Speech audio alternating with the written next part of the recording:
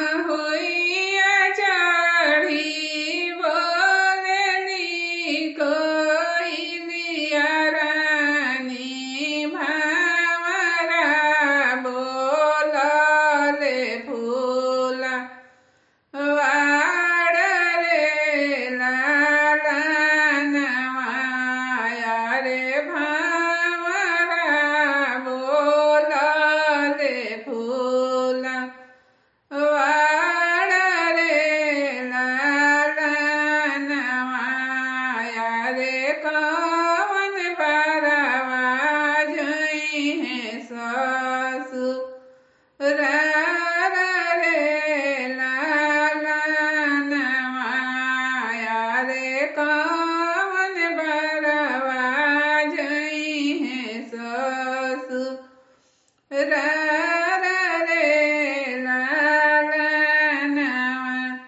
अपन सर्विसिया भइले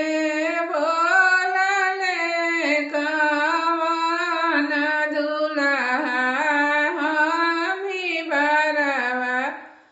जइबो ससुर रे लालनवाया रे हमी बरवा जइबो ससुर रे लालनवा पापा के बोलाइले बोकार पर बैठाइले बो बहनोइयाले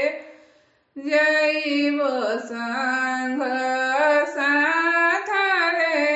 लालनवा भैया के बोलाइले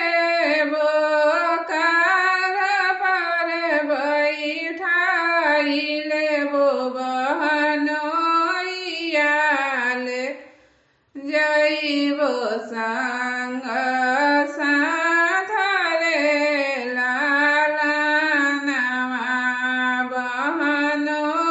बहनोइयाले जइबो संग